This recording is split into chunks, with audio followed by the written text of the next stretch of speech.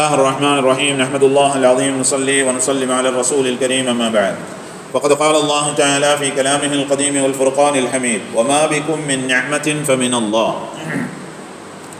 الله جل شانه تعالى மனிதர்களுக்கு உலக வாழ்க்கையில் வழங்கி இருக்கக்கூடிய அருட்பாக்கியங்களில் நியமத்துக்களில் அருட்கொடைகளில் ஆக உயர்ந்த நியமத் மனிதர்கள் ஆரோக்கியத்தோடும் மனிதர்கள் உடல் நலத்தோடும் வாழுவது என்பது மிகப்பெரிய அல்லாஹ்வினுடைய அருட்கொடைகளாகும்.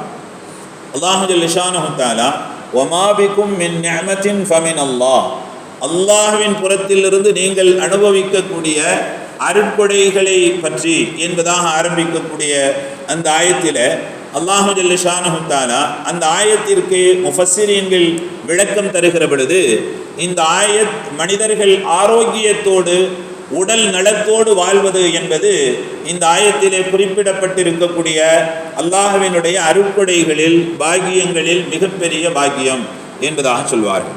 உலகத்திலே இன்றைக்கு குறிப்பாக தமிழகத்திலே உடல் ஆரோக்கியம் என்கிற அந்த விஷயத்தில் அல்லாஹ் நம்மை உடல் ஆரோக்கியத்தோடு வாழச் செய்திருக்கிறான் என்றாலும் கூட அதை பற்றிய விழிப்புணர்வு என்பது மனிதர்களிடத்திலே சமுதாய மக்களிடத்திலே ஆரோக்கியத்தை பற்றிய விழிப்புணர்வு என்பது குறைந்து போயிருக்கிறது. தமிழகத்தை பொறுத்தவரை 400க்கும் மேற்பட்ட அரசாங்க மருத்துவமனைகள், அரசினுடைய மருத்துவமனைகள், 1400க்கும் மேற்பட்ட தனியார் மருத்துவமனைகள், இப்படி மருத்துவமனைகள் பெருகி போயிருக்கிறது.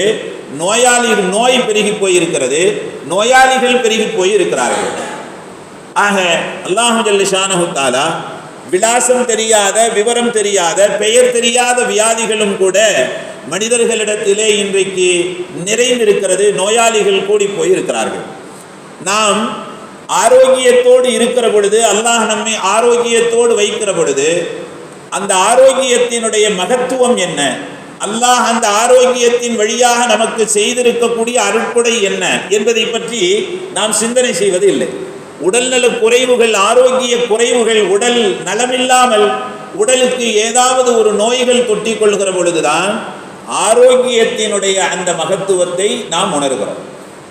ஹஜ்ரத் மூசா அலைஹிஸ்ஸலாம் அவர்கள் அல்லாஹ்விடத்திலே அதிகமாக பேசக்கூடியவர்கள். அப்படி அல்லாஹ்விடத்திலே பேசக்கூடிய நேரத்திலே ஹஜ்ரத் மூசா அலைஹிஸ்ஸலாம் அவர்கள் அல்லாஹ்விடத்திலே கேட்டாங்க, யா அல்லாஹ், நீ நானாக, நான் நீயாக இருந்தால், எப்படி நான் அல்லாஹ்வாக நீ மூசாவாக இருந்தால் என்னிடம் நீ என்ன கேட்பாய் என்று கேட்கிறார் ஹஜ்ரத் மூசா அலைஹிஸ்ஸலாம். நான் தான் அல்லாஹ், நீ மூசா, என்ன கேட்பாய்? அல்லாஹு ஜல்ல ஷானஹு தஆலா சொன்னான், மூசாவே, நீ நானாக, நான் நீயாக இருந்தால் நான் உன்னிடத்திலே ஆஃபியத்தை கேட்பேன், ஆரோக்கியத்தை கேட்பேன். மனிதன் உலகத்திலே வாழுகிற பொழுது மனிதனுக்கு அல்லாஹ் வழங்கக்கூடிய பாக்கியங்களில் பெரிய பாக்கியம் ஆரோக்கியம் என்பதுதான். நபி ஸல்லல்லாஹு அலைஹி வஸல்லம் அவர்கள் அடிக்கடி துஆ செய்வார்கள், யா அல்லாஹ், எனக்கு ஆஃபியத்தை கொடு. ஆஃபியத் என்பது எல்லா நிலைகளிலேயும், ஆஃபியத்தான மனைவியை, ஆஃபியத்தான மக்களை, ஆஃபியத்தான பொருளாதாரத்தை, நஷ்டமில்லாத ஆஃபியத்தான பொருளாதாரம்னா என்ன? நஷ்டமில்லாத பொருளாதாரம். ஆஃபியத்தான மனைவி என்றால் என்ன? நற்குணமுள்ள மனைவி. ஆஃபியத்தான மக்கள் என்றால் என்ன? குடும்பத்தினுடைய மான மரியாதையை, தாய் தந்தையர்களுடைய கண்ணியத்தை பாதுகாக்கக்கூடிய பிள்ளைகள். இப்படி வீண் விரயம் ஆகாத வழியிலே நாம் சேமித்து வைத்திருக்கக்கூடிய பொருளாதாரம், இதெல்லாம் ஆஃபியத்.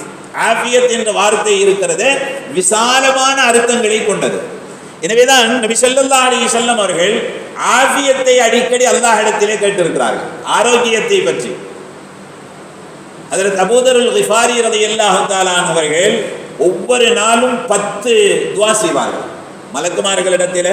அபூ தர் அல்-கிஃபாரி ரலியல்லாஹு தஆலா அவர்கள் ரொம்ப பிரபல்யமானவங்க, மலக்குமார்களிடத்திலே பிரபல்யமானவங்க. ஒரு தடவை ஜிப்ரீல் அலைஹிஸ்ஸலாம் நபி ஸல்லல்லாஹு அலைஹி வஸல்லம் 2 பேரும் அமர்ந்து பேசிக் கொண்டிருக்கிற பொழுது அபூ தர் அல்-கிஃபாரி அந்த பக்கம் போறாங்க.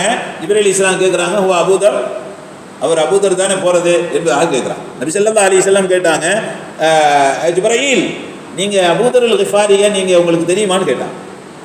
அப்போ ஜிப்ரீல் அலைஹிஸ்ஸலாம் அவர்கள் சொன்னார்கள், யா ரசூலுல்லாஹ், அபூ தர் அல்-கிஃபாரி ரலியல்லாஹு தஆலா அவர்கள் உலகத்திலே இருப்பவர்களிடத்திலே பிரபல்யமாக இருப்பதை விட வானத்தில் உள்ளவர்களிடத்திலே அவர் ரொம்ப பிரபல்யம்.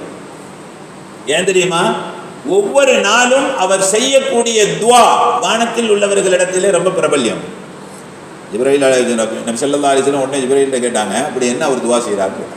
அவர்கிட்டயே நீங்கள் கேளுங்க, அவர்கிட்டயே கேளுங்கன்னு சொன்னாங்க ஜிப்ரீல் அலைஹிஸ்ஸலாம். நபி ஸல்லல்லாஹு அலைஹி வஸல்லம் அபூதர் அல் கிஃபாரியை பொறுத்தவரையும் நபி ஸல்லல்லாஹு அலைஹி வஸல்லம் நிறைய அவர்களுடைய சிறப்பை பற்றி சொல்லியிருக்கிறார். எப்படின்னா, அபூதர் அல் கிஃபாரி ரலியல்லாஹு தஆலா அவர்கள் உலகத்தில் இன்னும் வாழணுங்கிறதுக்காக வேண்டி பொருளாதாரத்தை சேமித்து வைக்கிறாங்க இல்லையா, அப்படி சேமித்து வைக்கக்கூடிய சஹாபாக்களை எல்லாம் திட்டுவாங்களாம். ஒரு துறவரமான வாழ்க்கை வாழ்ந்தவர்கள் அதில் அபூதர் அல் கிஃபாரி, ஆன்மீகத்தில் ரொம்ப உயர்வான நிலையிலே வாழ்ந்தவர்கள். நபி ஸல்லல்லாஹு அலைஹி வஸல்லம் ஒரு தடவை சொன்னாங்க, என்னுடைய சஹாபாக்களில் அபூதர் அல் கிஃபாரி ரலியல்லாஹு தஆலா அவர்கள் நபிமார்களில் ஈசா அலைஹிஸ்ஸலாம் அவர்களுக்கு ஒப்பானவர்கள் என்று சொன்னார் நபி ஸல்லல்லாஹு அலைஹி வஸல்லம். ஏன்னா ஹஜ்ரத் ஈசா அலைஹிஸ்ஸலாம் எப்படி உலகத்திலே துறவரமான ஒரு வாழ்க்கையை, ஆன்மீகத்திலே மிக உயர்ந்த வாழ்க்கையை வாழ்ந்தார்களோ அது போன்றவர்கள் என்னுடைய சஹாபாக்களில் அபூதர் அல் கிஃபாரி. ஒரு சஹாபிய நபியினுடைய அந்தஸ்திற்கு நபி ஸல்லல்லாஹு அலைஹி வஸல்லம் அவர்கள் சொல்லியிருக்கிறார்கள் என்று சொன்னால் அவர்களுடைய வாழ்க்கை எப்படிப்பட்டதாக இருக்கும். எனவே காசு பணத்தை சேமிச்சு வைக்கிறவங்கள ஹஜ்ரத் அபூதர் அல் கிஃபாரி ரலியல்லாஹு தஆலா அவர்கள் கண்டிப்பாங்களாம். எந்த அளவுக்குன்னு சொன்னால், ஹஜ்ரத் உஸ்மான் கனி ரலியல்லாஹு தஆலா அவர்களுடைய ஹலீஃபா ஆட்சி காலத்தில் அபூதர் அல் கிஃபாரி ரலியல்லாஹு தஆலா அவர்களை நாடு கடத்திட்டாங்க. இவர் ரொம்ப பிரச்சனை பண்ணுறாரு, காசு பணங்கள் சேமிக்கிறவங்கள ரொம்ப டார்ச்சர் பண்ணுறாரு அப்படிங்கிறதுக்காக வேண்டிய நாடு கடத்திட்டாங்க. நபி ஸல்லல்லாஹு அலைஹி வஸல்லம் அவர்கள் அபூதர் அல் கிஃபாரியை பற்றி சொல்லுகிற பொழுது சொன்னார்கள் அவர்களிடத்திலேயே, அபாதர், நீ தனியாகத்தான் வாழ்வாய், தனியாகத்தான் மௌத்தாகுவாய், தனியாகவே எழுப்பப்படுவாய் என்பதாக சொன்னார்கள். அதே மாதிரி ஹஜ்ரத் உஸ்மான் கனி அவர்களுடைய காலத்தில் ஒரு ஊரை விட்டு இன்னொரு ஊருக்கு அபூதர் அல் கிஃபாரி ரலியல்லாஹு தஆலா அவர்களை ஊர் கடத்திட்டாங்க, நாடு கடத்திட்டாங்க, தனியாகவே வாழ்ந்தார்கள் அபூதர் அல் கிஃபாரி. அப்துல்லாஹ் பின் அப்பாஸ் ரலியல்லாஹு தஆலா அவர்கள் ஒரு தடவை ஒரு காட்டின் வழியாக சென்று கொண்டிருக்கிற பொழுது அபூதர் அல் கிஃபாரி ரலியல்லாஹு தஆலா அவர்கள் தனியாக மரணித்து காட்டிலே கிடந்தார்கள் என்பதுதான் அவர்களுடைய வரலாறு.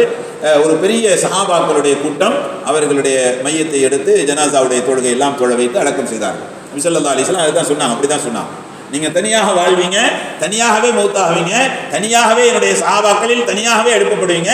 ஆனால் நீங்கள் மரணிக்கிற பொழுது சஹாபாக்களுடைய ஒரு பெரிய கூட்டம் உங்களுடைய மௌத்துடைய அடக்கத்திலே கலந்து கொள்வார்கள்.